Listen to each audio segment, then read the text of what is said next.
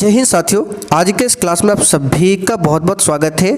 तो साथियों, मध्य निषेध सिपाही एग्जाम के लिए आज हमारा सेट नंबर 7 चलेगा, जिसमें हम लोग लगभग 40 प्रश्नों को कवर करने वाले हैं। तो आप लोग पूरा सेट को लगाइए और इसमें से कितने क्वेश्चन सही कर पाते हैं सेशन के लास्ट में कमेंट करके बताना है। तो इस सेट का पहला क्वेश्चन देखिए, निम्नलिखित में से कौन सा राज्य का नीति निर्देशक तत्व नहीं है। चलिए सभी ऑप्शन को ध्यान से पढ़िए और प्रत्येक स्टूडेंट को नीचे लाइव चैट में या फिर कमेंट बॉक्स में अपना अपना आंसर करना है। तो साथियों, राज्य का नीति निर्देशक तत्व की बात करें तो इसे संविधान में किस भाग में रखा गया है, क्वेश्चन पूछा जाता है तो भाग 4 में रखा गया है। और अनुच्छेद की बात करें तो अनुच्छेद 36 से लेकर 51 तक में राज्य का नीति निर्देशक तत्व को रखा गया है। और चारों ऑप्शन में से कौन सा राज्य का नीति निर्देशक तत्व नहीं है, तो याद रखिएगा 16 वर्ष की आयु तक के बच्चों को निःशुल्क शिक्षा। 16 वर्ष नहीं है, 14 वर्ष है, ठीक है। 14 वर्ष की आयु तक के बच्चों को निःशुल्क शिक्षा, ये राज्य का नीति निर्देशक तत्व है, लेकिन यहाँ पे दिया है 16, ये आपका गलत है। तो चौथा वाला ऑप्शन यहाँ पर आपका बिल्कुल सही है। चलिए आगे बढ़ते, क्वेश्चन नंबर देखिए दूसरा, निम्नलिखित में से कौन सा मौलिक अधिकार नहीं है। चलिए क्वेश्चन नंबर 2 के लिए आंसर बताइए, इसमें से कौन सा मौलिक अधिकार नहीं है। तो संविधान में टोटल 6 मौलिक अधिकार है। समता का अधिकार, स्वतंत्रता का अधिकार, शोषण के विरुद्ध अधिकार, धर्म की स्वतंत्रता का अधिकार, संस्कृति और शिक्षा संबंधी अधिकार और संवैधानिक उपचारों का अधिकार। तो टोटल 6 मौलिक अधिकार है। इसमें से संपत्ति का अधिकार नहीं आता है। ये पहले मौलिक अधिकार हुआ करता था, लेकिन इसे अब हटा दिया गया है। चलिए आगे देखते हैं, संघ लोक सेवा आयोग अपना वार्षिक प्रतिवेदन किसे सौंपता है। तो साथियों, संघ लोक सेवा आयोग अपना वार्षिक प्रतिवेदन राष्ट्रपति को सौंपता है। किसे सौंपता है? राष्ट्रपति को। यहाँ पर दूसरा ऑप्शन सही है। आगे देखिए, संसद के अधिकारियों में सम्मिलित है, बताइए क्या क्या, यानी संसद में क्या क्या सम्मिलित है आपको बताना है। तो यहाँ पर इस क्वेश्चन का आंसर क्या होगा, देखिए संसद की बात करें तो भारत का संसद जो है लोकसभा, राज्यसभा तथा राष्ट्रपति से मिलकर बना है। इसलिए यहाँ पर जो ऑप्शन दिए गए हैं, लोकसभा के अध्यक्ष, लोकसभा के उपाध्यक्ष, लोकसभा के महासचिव, राज्यसभा के अध्यक्ष, ये सभी क्या है, अधिकारियों में सम्मिलित है। तो यहाँ पर इसका आंसर क्या होगा, सभी चारों। आगे देखिए, सिक्किम निम्नलिखित में से किस संविधान संशोधन द्वारा एक नया राज्य बना था। तो बहुत ही सिंपल सा क्वेश्चन है, 36वां संविधान संशोधन के तहत, ठीक है। सह राज्य का दर्जा मिला था 35वां संशोधन 1974 के तहत, लेकिन पूर्ण राज्य का दर्जा मिला 36वां संविधान संशोधन 1975 के तहत। और सिक्किम जो भारत का 22वां राज्य बना था। कौन सा राज्य? 22वां। आगे देखिए, अनुसूचित जातियों और अनुसूचित राज्य विधानसभाओं में सीटों के लिए जनजातियों के लिए लोकसभा तथा आरक्षण का प्रावधान किस संविधान संशोधन में किया गया है। तो याद रखिएगा 69वां संविधान संशोधन में। आगे देखते हैं, निम्नलिखित कथनों में से कौन सही नहीं है। सभी कथन को ध्यान से पढ़िए। तो यहाँ पर देखिए, सर्वोच्च न्यायालय भारत में अपील का उच्चतम न्यायालय है, बिल्कुल सही है। भारतीय संविधान में 22 भाषा का उल्लेख है, ये भी सही है। अनुच्छेद 35 अनुच्छेद 17 के साथ युक्त होकर संसद को छुआछूत के प्रयोग के लिए दंड निर्दिष्ट करने के लिए कानून बनाने का अधिकार देता है, ये भी सही है। चार्टर एक्ट 1813 को भारतीय स्वतंत्रताओं का अधिकार पत्र कहा जाता है, ये वाला आपका सही नहीं है। तो चौथा वाला ऑप्शन आपका राइट है, ठीक है। अधिकार पत्र किसे कहा जाता है, तो 1 नवंबर 1858 को ब्रिटिश की महारानी, ठीक है, विक्टोरिया द्वारा घोषित घोषणा पत्र को ही भारतीय स्वतंत्रताओं का अधिकार पत्र कहा जाता है। 1858 वाला एक्ट को, ना कि 1813 वाला। अनुपातिक प्रतिनिधित्व की व्यवस्था निर्वाचन क्रिया प्रणाली के रूप में सुनिश्चित करती है। क्या सुनिश्चित करती है, बताइए। तो याद रखिएगा, अल्पसंख्यकों के प्रतिनिधित्व को। आगे देखते हैं, दूरदृष्टि निवारण के लिए काम में लेते हैं, बताइए कौन सा लेंस।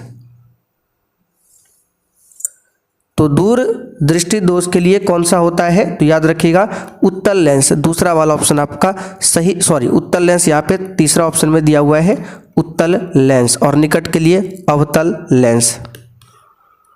आगे देखिए, किस धातु से बनाया मिश्र धातु हवाई जहाज तथा रेल के डिब्बों में पुर्जे के काम में लिया जाता है।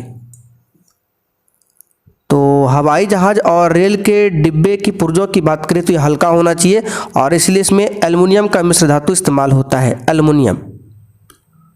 आगे देखिए, मदरलैंड समाचार पत्र किसने शुरू किया था। बहुत ही शानदार क्वेश्चन है, बताइए। मदरलैंड का मतलब होता है मातृभूमि और इसे शुरू किया था महजरुल हक ने। चौथा ऑप्शन राइट है।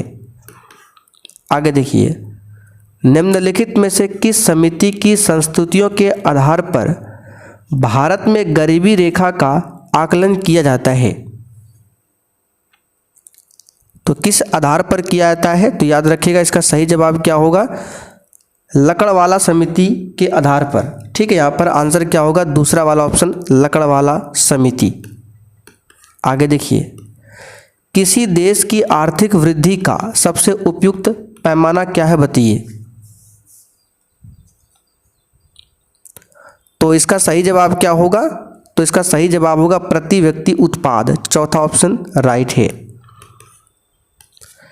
किस गैस को अश्रु गैस की तरह काम में लेते हैं, बताइए। तो इसका सही जवाब है Cl2। चौथा ऑप्शन राइट है। अगला क्वेश्चन, जब कुल उत्पाद स्थिर होता है तो सीमांत उत्पादन क्या होगा। तो साथियों, जब कुल उत्पाद स्थिर होता है तो सीमांत उत्पादन शून्य होता है। ठीक है, शून्य होता है।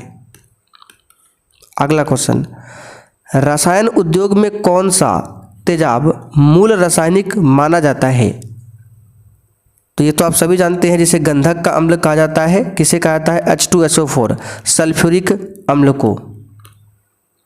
नेक्स्ट क्वेश्चन देखिए, किस बिहारी नेता की अध्यक्षता में भारतीय राष्ट्रीय कांग्रेस का एक विशेष अधिवेशन अगस्त 1918 में बंबई में हुआ था, बताइए। तो क्वेश्चन नंबर 17 के लिए आंसर क्या होगा यहाँ पर, सैयद हसन इमाम। ठीक है, फर्स्ट ऑप्शन आपका राइट है। आगे देखिए, परमाणु के नाभिक में निम्नलिखित कण होते हैं, बताइए कौन कौन से कण होते हैं। तो साथियों, परमाणु के नाभिक में कौन कौन से कण होते हैं, तो याद रखिएगा प्रोटॉन एवं न्यूट्रॉन, और इलेक्ट्रॉन जो है नाभिक के चारों ओर चक्कर लगाते हैं। अगला क्वेश्चन, बाण सागर परियोजना से संबंधित राज्य कौन सा है, बताइए। तो साथियों, बाण सागर परियोजना से संबंधित राज्य है झारखंड। चौथा ऑप्शन सही है। ब्याज की वह दर जिस पर भारतीय रिजर्व बैंक वाणिज्यिक बैंकों को अल्पावधि कोष उधार देता है, क्या कहलाती है, बताइए। तो इसे रेपो दर बोला जाता है, रेपो दर। किसी अतिचालक द्वारा प्राप्त अधिकतम ताप होता है, बताइए कितना, केल्विन। तो केल्विन में अधिकतम ताप 133 केल्विन होता है, 133 केल्विन। ठीक है, यहाँ पर दूसरा ऑप्शन आपका राइट है। जल में वायु का एक बुलबुला कार्य करेगा, बताइए किसके जैसा। तो याद रखिएगा अवतल लेंस के जैसा। दूसरा ऑप्शन सही है। निम्नलिखित SI यूनिटों में कौन सी सही सुमेलित नहीं है, बताइए। तो यहाँ पे राशि और मात्रक दिया हुआ है, कार्य का जूल दिया हुआ है, बिल्कुल सही है। बल का न्यूटन, द्रव्यमान का किलोग्राम सही है, दाब का डाइन गलत है। दाब का पास्कल होता है, ना कि डाइन। तो चौथा वाला ऑप्शन आपका गलत है। ट्यूमर संसूचित करने में प्रयुक्त रेडियो समस्थानिक कौन सा है, बताइए। तो कैंसर के लिए आप सभी जानते हैं कोबाल्ट 60 है, ट्यूमर के लिए है आर्सेनिक 74। ठीक है, आर्सेनिक 74। निम्नलिखित में से किसे 1500 सेंटीग्रेड से अधिक ताप मापन हेतु प्रयोग में लाया जा सकता है? यानी अत्यधिक उच्च तापमान को अगर मापना हो तो उसके लिए किसका इस्तेमाल होता है? पायरोमीटर का। ये अत्यधिक उच्च तापमान को मापता है। चौथा ऑप्शन सही है। भोजन का विषाक्त होना किस स्पीशीज के प्रदूषण से उत्पन्न होता है? बताइए। इसका सही जवाब है क्लोस्ट्रीडियम के कारण। तीसरा ऑप्शन यहाँ पर आपका राइट है। ठीक है, क्लोस्ट्रीडियम नामक स्पीशीज के संदूषण से होता है भोजन का विषाक्त होना। चलिए आगे देखते हैं क्वेश्चन नंबर 27। मरुभूमि के पादप अधिकतर होते हैं। तो मरुभूमि के पादप अधिकतर जो है मांसल होते हैं। क्या होते हैं? मांसल। ठीक है, इस प्रकार के पादपों में कांटेदार तना होता है। ठीक है, कांटेदार तना, जिसके कारण वाष्पोत्सर्जन की प्रक्रिया धीमी होती है। खमीर एक उदाहरण है, बताइए किसका? तो साथियों खमीर जो है ये किसका उदाहरण है? इसका सही जवाब क्या हो जाएगा? कवक का। ठीक है, कवक का। दूसरा ऑप्शन यहाँ पर आपका राइट है, कवक का। कवक का अध्ययन क्या कहलाता है? माइकोलॉजी। एड्स के लिए उत्तरदायी विषाणु उदाहरण है, बताइए। एड्स के लिए कौन सा विषाणु उत्तरदायी है? तो एड्स के लिए होता है कौन सा विषाणु? HIV विषाणु। ठीक है, HIV। ऑप्शन के हिसाब से यहाँ पे होगा रेट्रो विषाणु का। चौथा वाला ऑप्शन आपका राइट है, जिसे रेट्रो वायरस भी बोला जाता है। Retro virus. ठीक है, HIV भी एक तरह का रेट्रो वायरस ही है, HIV। अच्छा, विश्व एड्स दिवस कब मनाया जाता है? आप लोग कमेंट करके बताइए। तो निम्नलिखित जंतुओं में से किसमें 3 प्रकोष्ठ वाला हृदय होता है? बताइए, इसमें से कौन सा जंतु है जिसका हृदय 3 प्रकोष्ठ वाला है? तो यहां पर इस क्वेश्चन का आंसर क्या होगा? मेंढक। मेंढक 3 प्रकोष्ठ वाला ये क्या है? जंतु है। चौथा वाला ऑप्शन यहाँ पर आपका राइट है, ध्यान रखिएगा। ठीक है, चलिए आगे बढ़ते क्वेश्चन नंबर 31। निम्नलिखित विटामिनों में से कौन सा किसी स्वप्न को पर्याप्त समय तक याद रखने में मददगार है? बताइए कौन सा विटामिन है? तो इसका सही जवाब क्या होगा? फटाफट से बताइए। विटामिन B6 होगा। विटामिन B6, जिसका रासायनिक नाम है पायरिडॉक्सिन। ठीक है, ये हरी सब्जियां, मांस इत्यादि में अधिक मात्रा में पाया जाता है B6। निम्नलिखित में से कौन सही सुमेलित नहीं है? बताइए। तो महमूदा सिंचाई योजना ये भागलपुर में है, बिल्कुल सही है। श्रीखंडी सिंचाई योजना जमुई में है, ये भी सही है। बांगरा सिंचाई योजना बांका में नहीं है, ये मुंगेर में है। तो तीसरा वाला ही सुमेलित नहीं है, बाकी सभी सही है। निम्न में से कौन सा सेल यानी रॉक का उदाहरण नहीं है? बताइए। तो कौन सा सेल का उदाहरण नहीं है? तो इसका सही जवाब क्या होगा?